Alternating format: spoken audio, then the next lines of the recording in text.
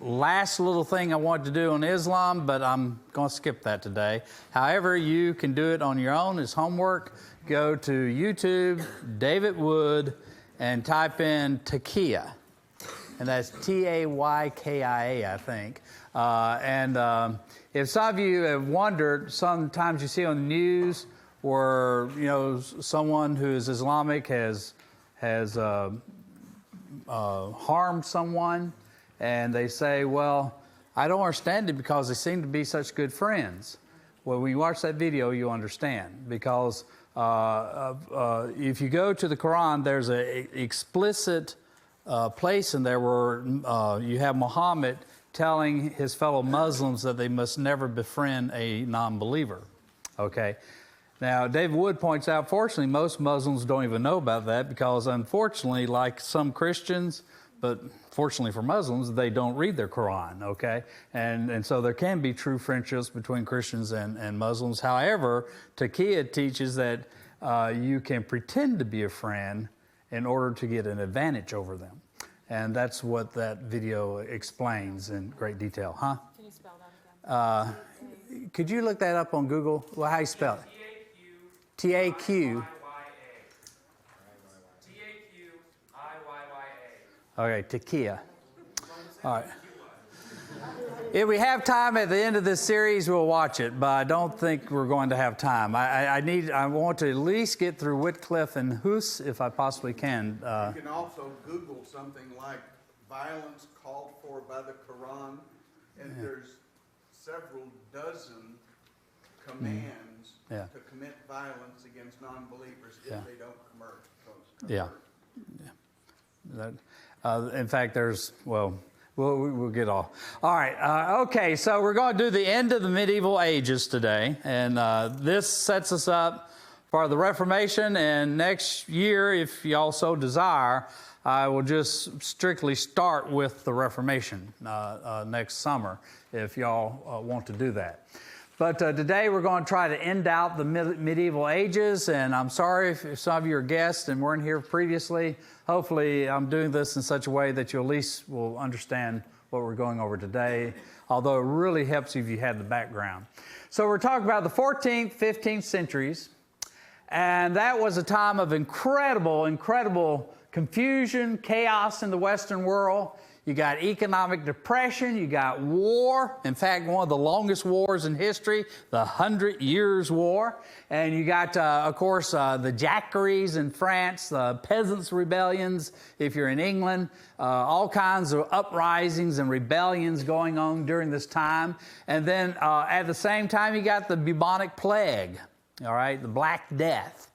Have you ever heard Ring Around the Roses, Pocket Full of Posies, We All Fall Dead is the original, before they cleaned it up politically correctly. But that's all about the plague. And there's kind of pretty grim fairy tales, Grimm's fairy tales are pretty grim too, all right? So you got the plague, and then in the midst of all this, when folks need the church at the worst time, it fails them.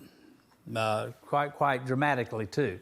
And so that's what we're going to be looking at. But if I could, the person on PowerPoint, you can jump back there and just help me out here. Jump down there all the way down to where it looks like it's talking about the Black Death. I want to run through that real quick. Then we're going to actually do this backwards the way I usually do it. Can you just click? I'm going to literally run through those two things. Yeah. After John Wycliffe? Yeah. After Hus. After the war wagons.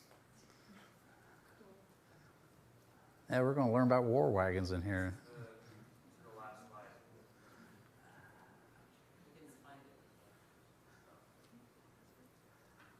All right, I can just go through it myself, I guess. Well, no, if it helps if I turn it on. All right.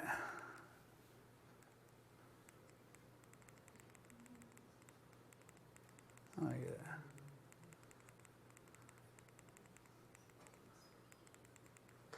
yeah. Here we are. Okay, Black Death. First appeared in Italy, 1340, swept through Europe the next 2 decades.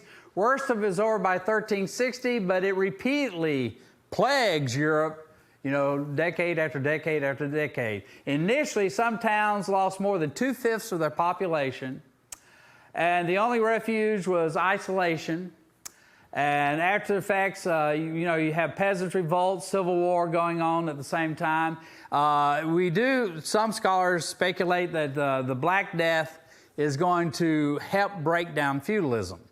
And of course, the reason for that is since half your workers are dead, the workers that are left are a lot more scarce and therefore more valuable. And so serfs become peasants, which is better than serfs, by the way. You see, a peasant can actually leave the land. A serf is bound to the land almost like a slave. And in Western Europe, you notice serfdom starts breaking down. Now, the odd thing about this is, in Eastern Europe, the opposite happens. They were moving towards being peasants, and then they go back into serfdom.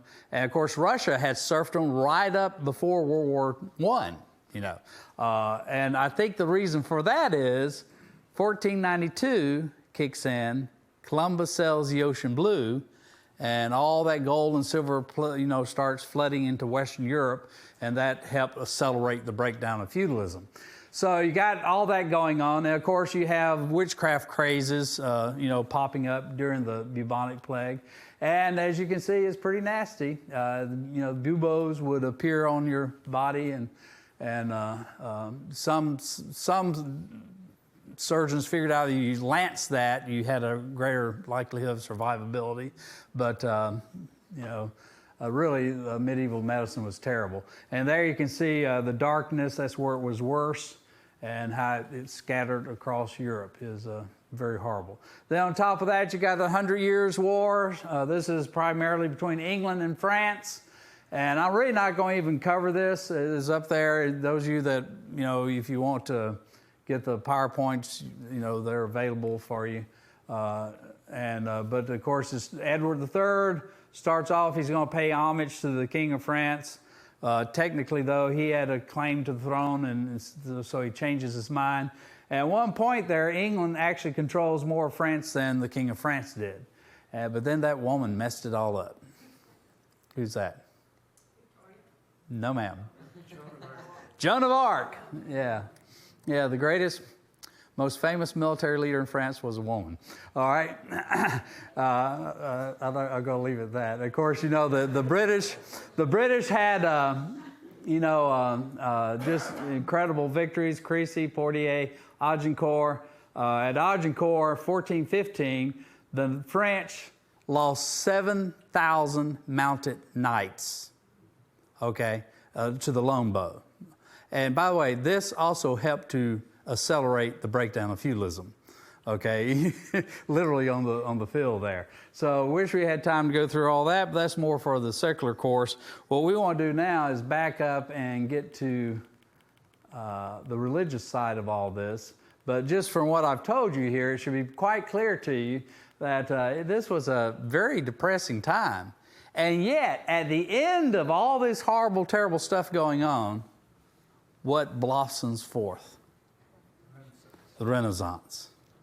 Just incredible artistic, incredible art, incredible music, incredible culture burst forth. And of course, shortly thereafter, you have the Reformation breaking forth as well. So just incredible period of time. Now, we're hopefully going to at least get to Wycliffe today. And I thought an appropriate passage for us to meditate upon as we look over these historical events is taken from Psalms 119, 97 through 112. And could Micah, would you just stand up and read this for the congregation?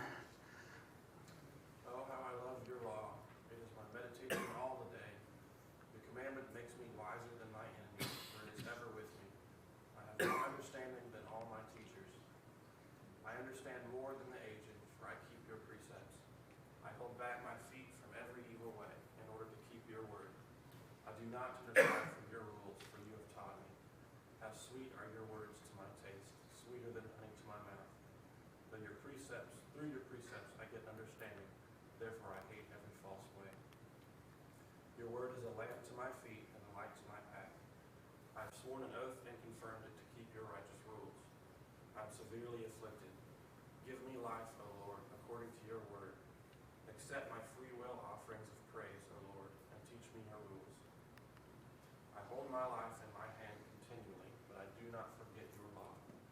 The wicked have laid a snare for me, but I do not stray from your precepts. Your testimonies are my heritage forever, for they are the joy of my heart. I incline my heart to perform your statutes forever to the end. Appreciate it, Micah. Okay, so all this, you've got these events going on, and yet, as we've already discussed, we've pretty much already covered this slide, we have coming forth from out of this, the Renaissance.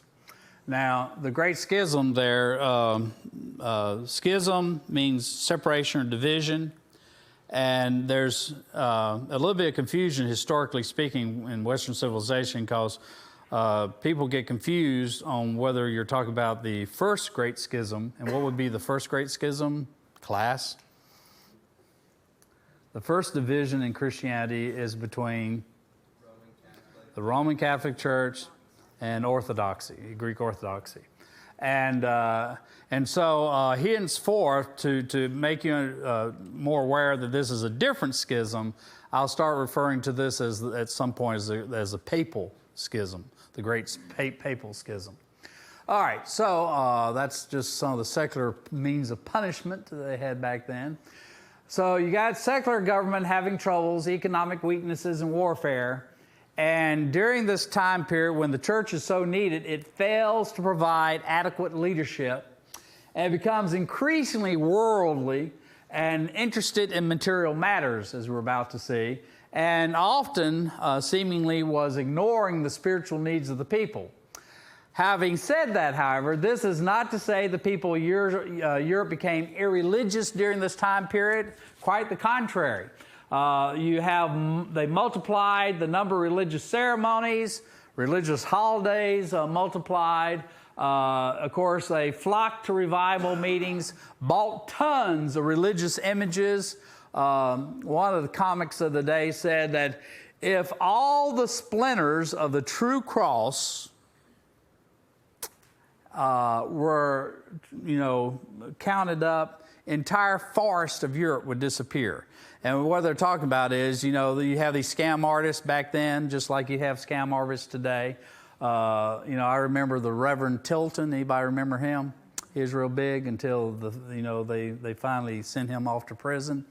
But at one time, I remember at my home, there was a gentleman there who was homeless, visiting with me.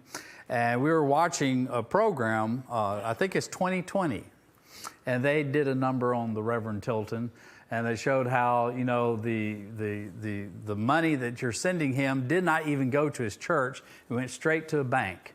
And they cut the envelopes, and all these pitiful prayer requests, pictures of some loved one suffering from cancer, that he claimed he would take these letters and he would pray for them. And he had all these little things where, he'd get money out of them. And it is just real scandalous, And they had their scam artists back then, is what I'm trying to say. Nothing's really changed in that respect.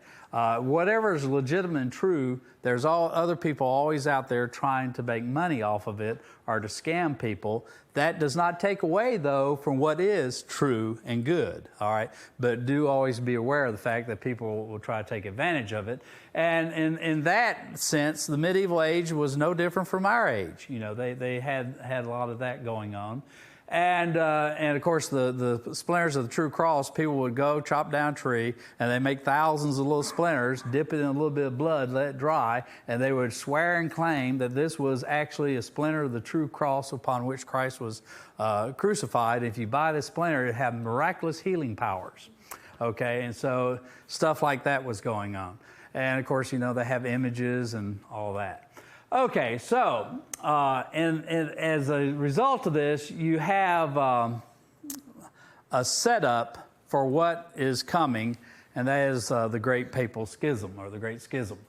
Now, let's get the backdrop of this. You have, let's just jump in, Pope Boniface VIII is Pope at the time that in France you have a king named Philip the Fair. Now, I'm sure they call him Philip the Fair, probably his blonde-like complexion. But just kind of joking, Philip the Fair was not fair, okay? He was one of the most brutal, dastardly, treacherous kings that ever sat on the throne of France. He was quite a money grubber. He wanted to go to war with England, and he needed money, and he realized the church has money, so he starts trying to tax the church. And you know, here in the United States, we finally came to a solution of taxing churches. You know, that's part of the separation of church and state. You don't tax churches. Although we got some folks now that are wanting to do that. All right. And of course, all they should do is go back and take a Western Civ course, and they would know why you shouldn't do that. We had wars over this in the past. And of course, the Pope refused to allow the church to be taxed. And so he starts arresting bishops and throw them in jail, hold them sort of as, negotiating pawns. And then finally, he comes up with a really nifty idea. Let's go after the Knights Templars. Now, this is a monastic order. Now, why do you want to go after the Knights Templars? Yeah, the Knights Templars, going back to the Crusades and all that weird set of circumstances, they come out to be the bankers of Europe. And this was very controversial because, Christians this time didn't believe in charging interest on another Christian.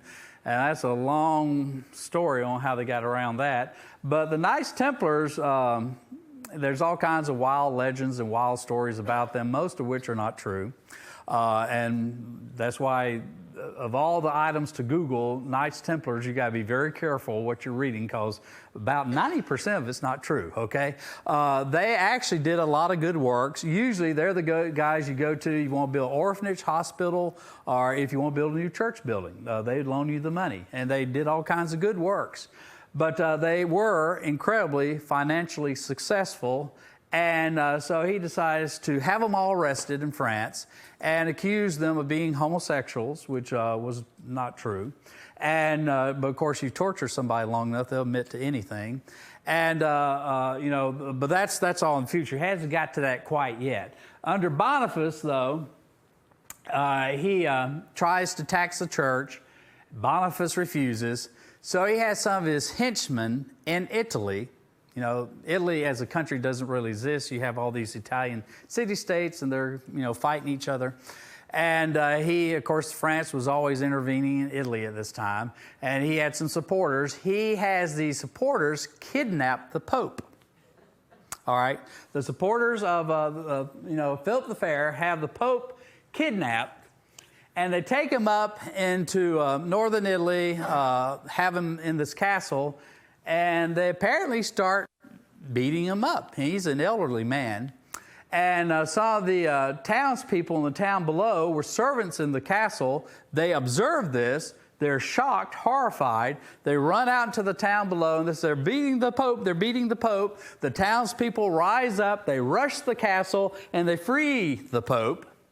And he heads down back southern Italy, and apparently this really shook him up so bad, poor old guy, he dies shortly afterwards, which Philip was real happy about, because all during the backdrop of this, he'd been stacking the college of cardinals. Those are the ones that elect popes, and he now has enough French cardinals that the next election they elect Clement V, who is French. Now, popes usually are Italian because the popes are also the bishops of Rome, and you would expect the Bishop of Rome to be Italian, right? But now they have a French pope. And the more recent scholarship on Clement V say that he's not a puppet of the king, but I would argue he is. Still, despite modern scholarship, because he stands by, allows the Knights Templars, who, by the way, is his order, he's over that as the Pope now. He should have been their protectors, and he allows this horrible, murdering of the Knights Templars to be done. Just outrageous thing. And then he authorizes the order to be suppressed. And the rest of the kings of Europe also, take over all their possessions and all that. So it was a horrible thing. And Clement cooperates with Philip the Fair. And by the way, this is going to set up one of the big gripes between England and France here on out. The kings of France will go to the popes. They will acquire loans from the Pope because the Pope has more money than anyone. Everybody has to pay your tithe, and that's just the start of it. They had all kinds of other ways to raise money, and they will use this money to make war on England. That's one of the reasons when Henry VIII breaks with the papacy and starts the Church of England, that there wasn't that much protest in England. That was one of there's other areas of concern as well. But and do remember, what is the tithe supposed to go to? Take care of the widow, the poor. It's supposed to go for good works. If you're an Englishman, do you like giving a tithe to the church knowing that they might be used to float a loan to the King of France to kill your son on the battlefield? You see why that's a little irritating? Okay, so anyway, that was going on. Now, the other thing, Clement, being French, finds out he doesn't get a very warm reception in Italy. So about this time, he had been traveling and discovered a beautiful little town, still beautiful, still there, Avignon. Today it's in southern France. Back then it's actually part of the Holy Roman Empire, but it's right on the edge of France. And of course today it is in France. And he decides to build a vacation villa there. Later, one of his successors builds a papal palace there. And the popes start living at Avignon. And this will go on for 70 years, thereabout. And later on, scholars will look back on this and they will call this the Babylonian captivity of the papacy.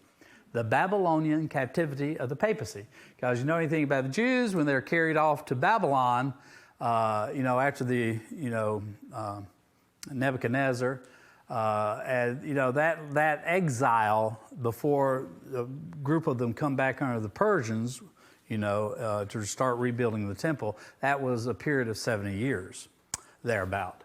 And so they will refer to this because after Clement dies, his successor also stays at Avignon, and then his successor and his successor.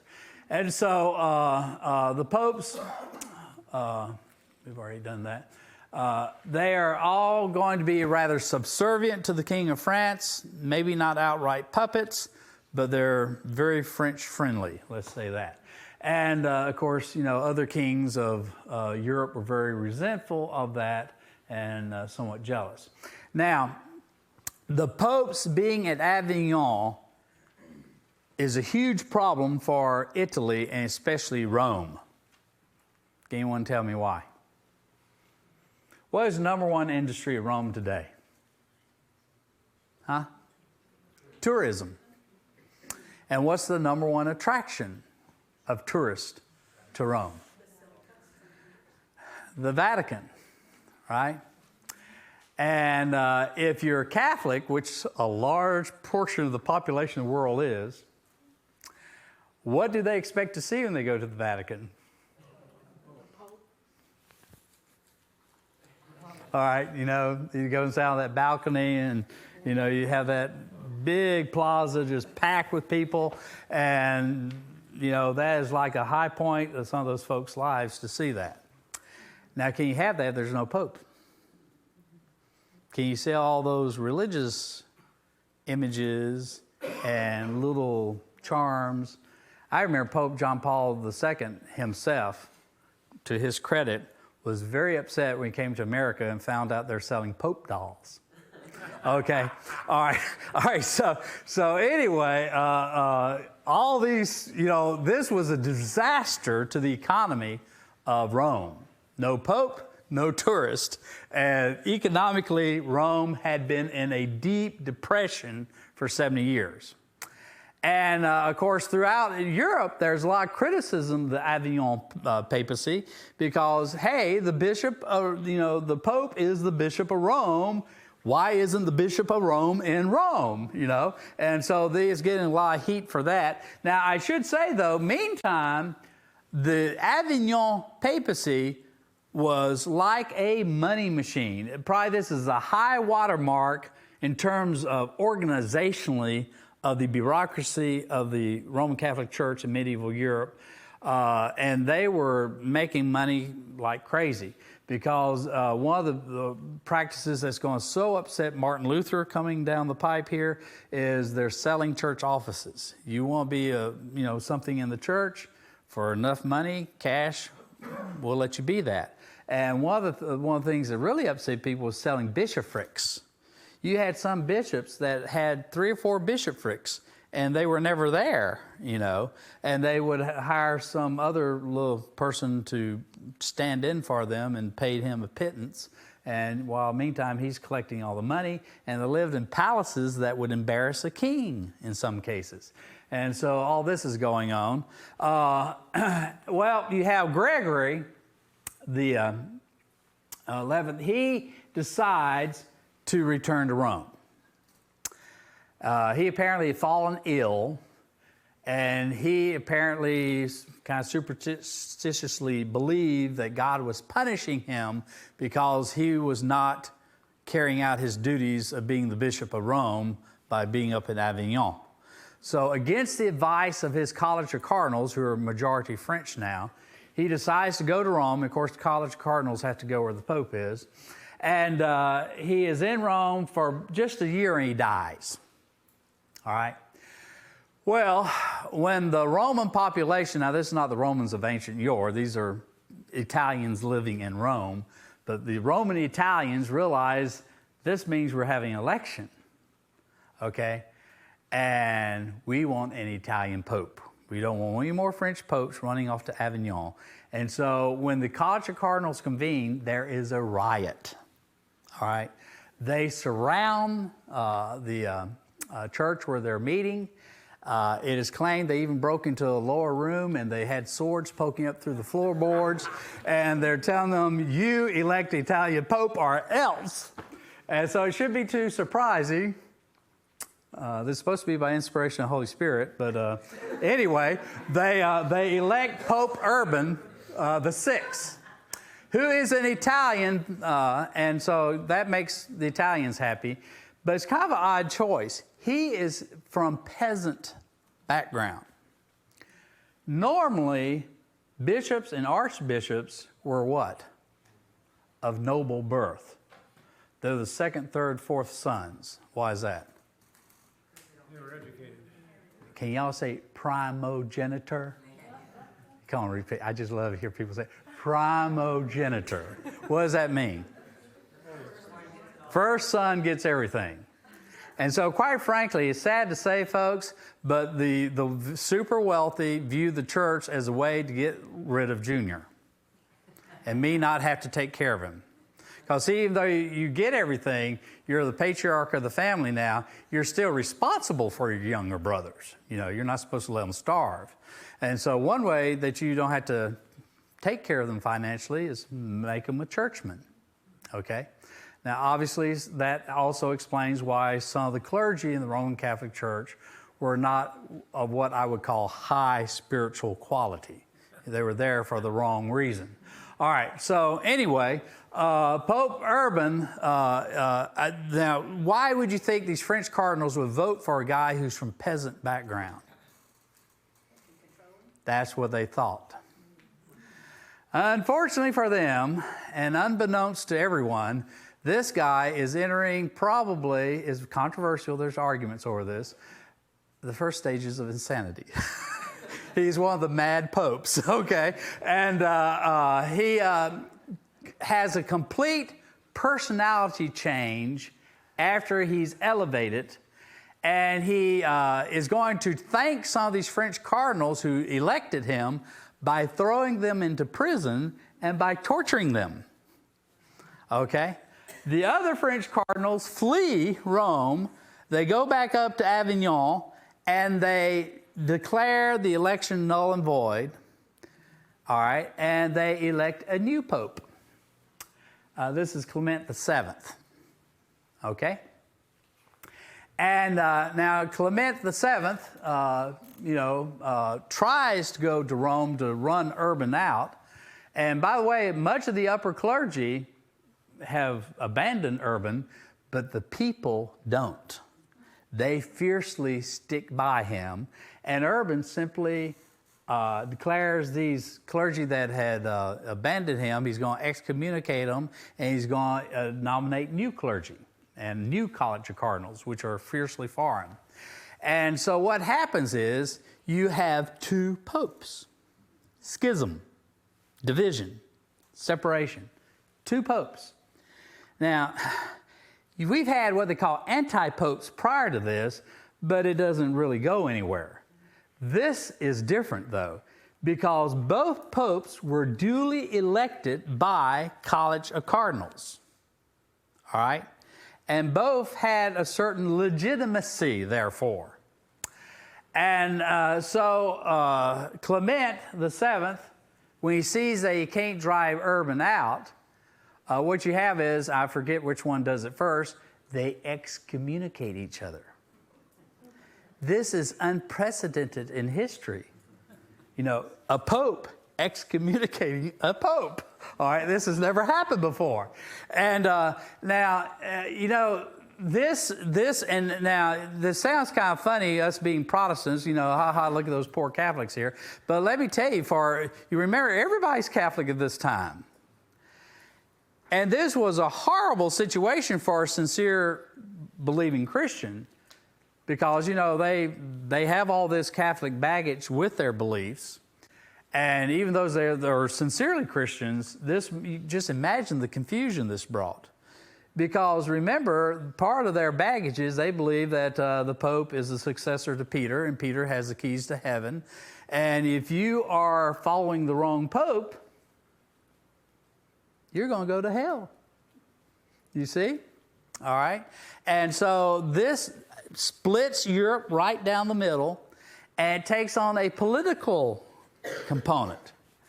Because obviously the French are going to follow which one? Clement. What do you think the Brits are going to do? Urban all the way, you know. And so you have different politicians following different popes. And here's another little game some of these politicians pull. It would be a great sin for me to send the tithe to the wrong pope. So we'll just hold the tithe back, you know. We might borrow from it in the meantime. You see how that was going? All kinds of political shenanigans and games were being played with this. But meantime, you have in some districts, you know, two priests fighting over the church. One priest is from the Clement bunch and one's from the Urban bunch. Which priest do you follow? Who gets to have the church building? You know? And then they fight over the burial grounds. Who's going to be in charge of the cemetery? You know, who's going to marry you? You know, who's going to baptize you? It was a terrible, terrible schism. And of course, this, you know, we call this the Great Papal Schism. And what's worse, as I told you before, they had anti-popes before. One of them dies. That ends it. We're back to one pope again. But in this situation, both Urban and Clement, when they die, their College of Cardinals reassemble and continue the schism. And you have one pope sitting up in Avignon claiming to be the one and only pope. You have another pope seated in Rome claiming to be the one and only pope. And this is it is chaos in the church. So people in Europe are distressed over who to follow, impossible to tell who the true pope was. And this, of course, greatly weakens respect for the papacy, as you can imagine. And so a great period of collusion, and that's a modern cartoon, but you can imagine the medievals were probably doing all kinds of funny cartoons back then too. You know, the popes fighting over who's the real pope. Now, with this backdrop, we have good things can come out of something like this. And you have people really questioning what are the essentials of Christianity as a result of this. How did we get to this mess? And one of these guys who asked these questions was John Wycliffe. Wycliffe was a linguistic genius. Let's just leave it at that. All these reformers were. Oxford professor, his dates are 1324, 84. Of course, he was a doctor, professor. And let me tell you, to be a doctor back then really required a lot of study. And so he had observed the Avignon papacy in particular and was very critical of it. And one of the things he's very critical was this material wealth. He argued that the secularization of the ecclesiastical properties in England would be a good thing. In other words, even before Henry VIII, he was calling for the kings in England to take away all these lands that the church owned. Now remember, he's a churchman. He's saying all these material possessions eat against spirituality. People are more interested in the material than they are the spiritual. And you got to remember, what had been going on in medieval Europe at this time is gradually the church was acquiring more and more property. Now stop and think. Let's say you're claim to be a Christian, because everybody is born supposedly as a Christian at this time. You're immediately baptized to the Catholic Church. But let's say you're not. Let's say you're a very terrible person and you're willing to, stomp on your mother's grave, cheat, chisel, whatever, to acquire other people's possessions. And by the end of your life, you have succeeded. You're a very wealthy person on vast properties, acreages of land. But now you're dying, and let's say you have an extended illness, and you're on the flat of your back, and all those material possessions that glittered in your eye, now you realize how utterly worthless they truly are. And you start feeling real guilty. Not really repenting, you're just guilty. Think of all the horrible, terrible things you've done. And so what you do, you call in the priest, and I've sinned. Your confession is going to take that poor priest all day to listen to. And by the time you're done with that, what can I do? What can I do? Some priests, maybe it's a legitimate need, orphanage or hospital or something. Why don't you give all your possessions to the church, and in return, we got these monks over here in this monastery and these nuns over here who they will contract to pray your soul out of purgatory for 20 years. We think 20 years might do it. Okay? Yeah. And so guess what that person does when he dies? He wills all his possessions to the church. Now this goes on generation after generation after generation. How much land do you think the church owns in England by the 1300s? Vast portions of the lands owned by the church. And this is rather ironic because I believe, did Jesus himself not say, foxes have holes, birds have nests, but the Son of Man has not even a place to lay his head. And yet the institution he founded owns pretty much all the places to lay your head now. Do you think Jesus is pleased? Wycliffe would say, no, he's not. He's not pleased with this. And so he says the church is corrupt. He's talking primarily the Avignon papacy here. You remember he's England, so he's very much against Avignon. And he says Christians need to go back to the Franciscan idea. We don't need all this material stuff.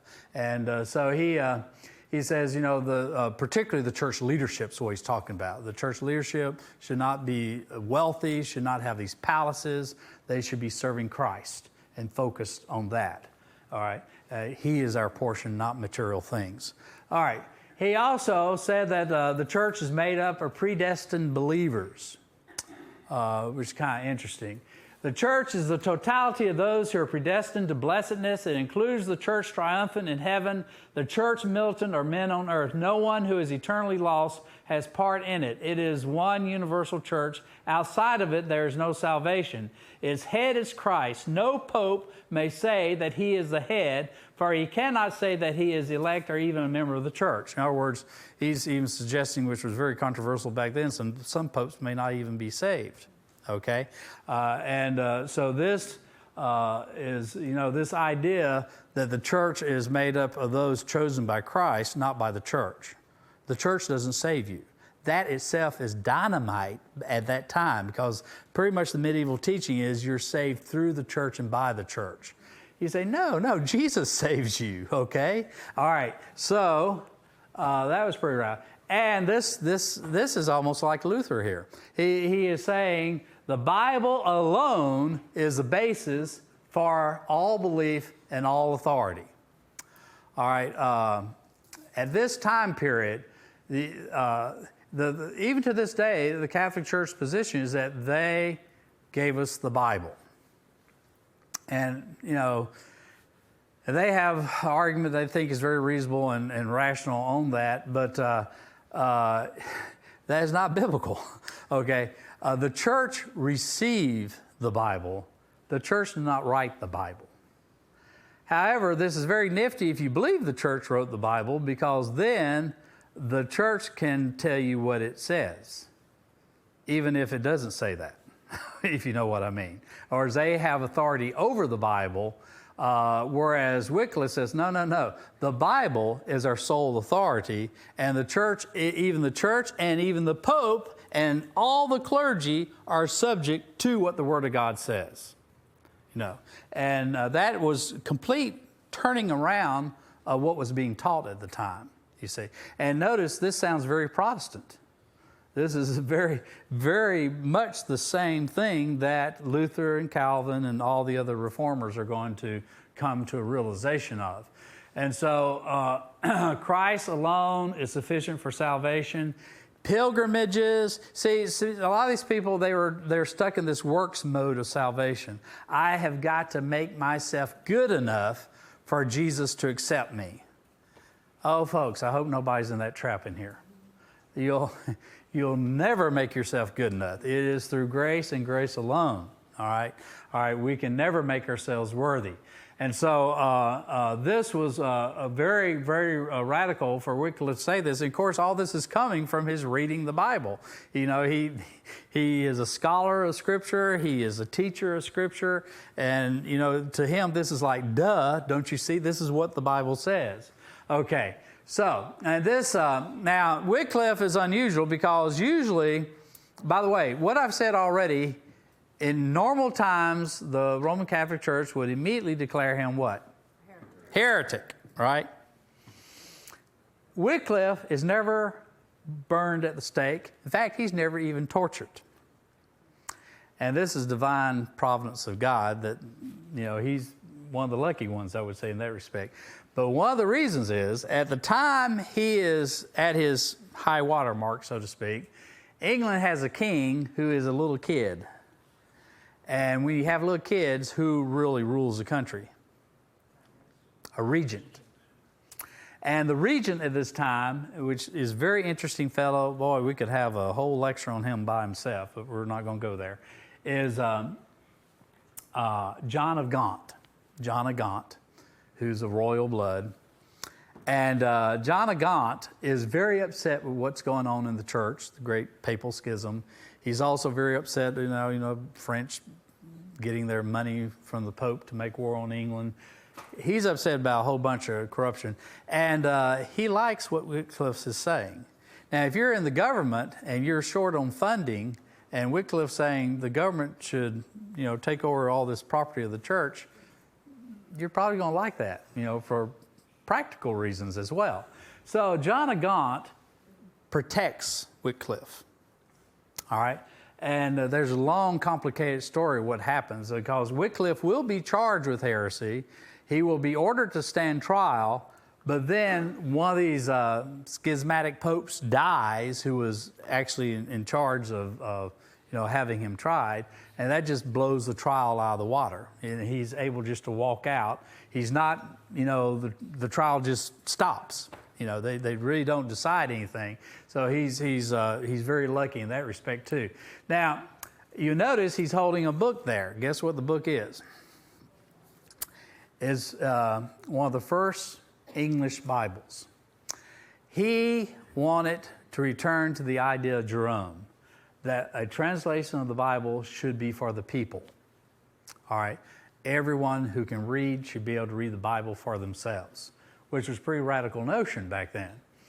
And so he starts translating the Bible, and this would be Middle English, which is kind of a little bit readable. Any of y'all ever had to do with Old English? Oh, it's worse than German.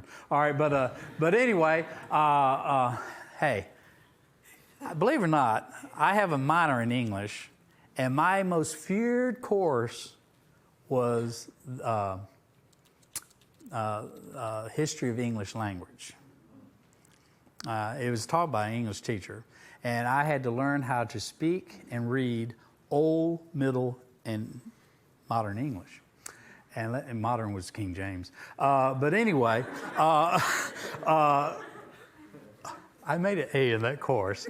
I don't normally brag on stuff, but that I will brag about. I did not think I was going to pass that course. But anyway, to help you out here, that's actually a Wycliffe Bible on the right, and that's not really the true thing because that's printed. Anybody know what the problem with Wycliffe Bible was? Why it doesn't take off like Luther's Bible does? The whole thing had to be hand copied. There are no printing presses. There are no printing presses. If you have a Bible, it has to be hand copied. And right there is one of the reasons that this does not become the Protestant Reformation right then and there. You know, it just could not spread as far and as fast as what you have with Luther with the printing press. But even that, it is somewhat successful. Now, I go ahead and put it like that because now the fonts, there were no fonts. It's handwritten, so it'd be very difficult to read for that reason as well. But you can kind of sort of make it out, right? I use modern fonts to try to help you a little bit there. And where's that from? Okay. Well, Clyde's proud, I'm sure. Okay, so now he also, remember you got the Fourth Lateran Council, and at the Fourth Lateran Council, the church officially declares their position on the Lord's Supper is transubstantiation, that the blood literally becomes the blood of Christ and the bread literally becomes his body. And Wycliffe had a view that was very similar to the Baptist view. He says this is a symbol, okay? It's not, transubstantiation, he would say, is false. And boy, that really got him in trouble, to say that. And he therefore argued that salvation was individual matter between the believer and God. And right here, he's getting real close to a concept that we'll take up next summer that's so important, priesthood of the believer. And that's more important than you realize. That concept, priesthood of the believer, is going to go beyond just a religious belief into, in America, it really helps to formulate what we call freedom of conscience, that each person, is a priest before God. You don't need an intermediator. You don't have to go to a priest. You don't have to go to a preacher. You can go directly in prayer to the deity and commune and pray and have a personal relationship. That is something that is just so incredible that even, before the Reformation, he's teaching. And actually, this goes back to the Apostle Paul, folks. I think if you ever read Paul, do you think he had maybe a personal relationship with Christ? That comes through pretty clearly. This is really nothing new, but unfortunately, because of the teachings of the medieval period, there had been all these divisions trying to tell people you got to go through this priest or you got to go through this saint. You got these screens even hiding the altar. At one point, they wouldn't allow the people to partake of the bread, the cup. They wouldn't allow them of the full communion. So all these attempts to separate the people and give all the power to the clergy, and instead of recognizing that each person is responsible unto God, And so now he's also was very upset with this veneration of relics, outward rituals, which he held to be idolatrous. And this is another element that we'll see coming forth during the Protestant Reformation. Remember, this is way before the Protestant Reformation happens. He is teaching all this. And so now he translates the Bible. Apparently gets an army of college students and other people to start making, handwritten copies. And, of course, copying the entire Bible was just way too difficult. So what they would do is they would do certain segments of Scripture, and he would hand these out to these young, zealous people who had, had a conversion experience, learn the truths of Christ, and they are sent out, almost kind of Franciscan style too. Only they had red robes instead of the brown robes of the Franciscans, and they go out and they start preaching and they start winning people to Christ, and that really upsets the church clergy, as you can well imagine. Okay, so 2 by 2, they go forth barefoot, wearing long dark red robes, carrying a staff in their hand, symbolizing the pastoral calling, travel from place to place, preaching the sovereignty of God. And some of his followers, of course, unfortunately though, are radicalized by this ideal of, priesthood of the believer. Because, and by the way, I would argue, and you never hear this in textbooks anymore, that one of the primary reasons the American Revolution was inevitable is because right before the American Revolution, you have the Great Awakening, the first Great Awakening, which permeated all the 13 colonies. And one of the essential teachings of the Great Awakening is this concept, priesthood of the believer, that God is no respecter of persons, that before Christ we are all equal. And it's directly out of that too, that if I had the time, I could show you how this very concept that we hold these truths self-evident, that all men are created equal, goes right back to where Paul is saying there's neither male nor female, Jew nor Gentile, for we are all one in Christ Jesus. Now, when you have a whole bunch of people coming around to the idea that we are equal before Christ, can you really have a society that is based upon your ruler is ruler because he is the son of so-and-so?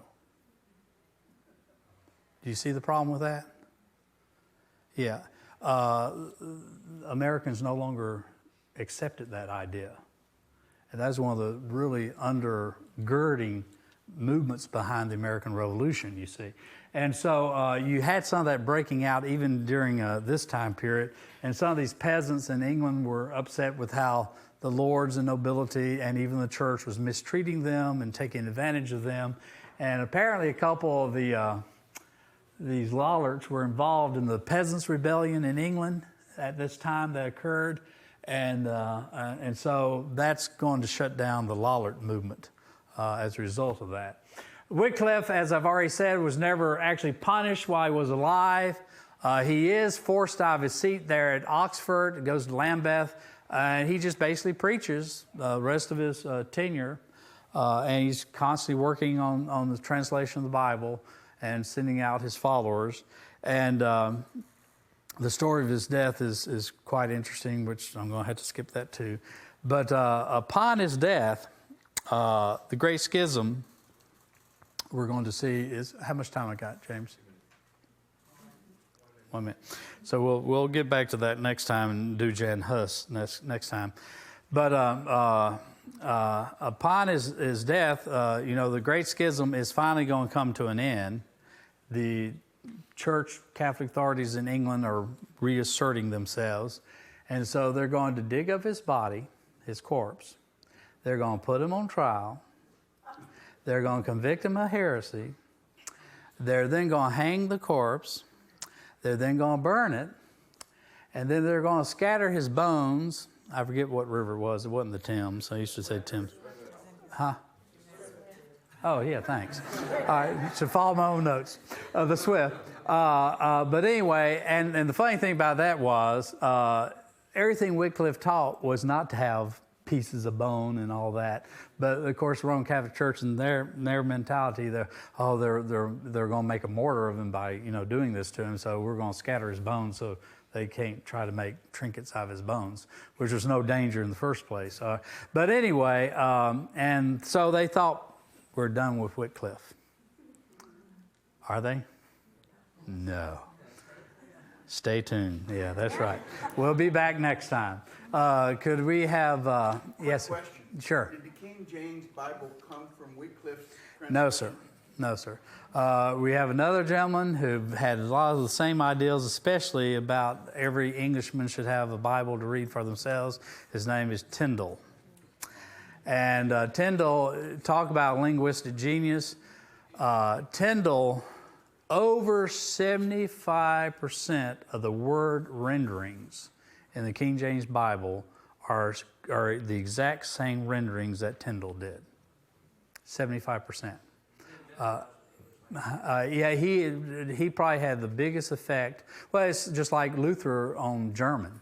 The German Lutheran translation had this humongous effect on the spoken language of Germany today. Tyndale had the same effect on English. He's really underrated in that respect, the more I think about it. But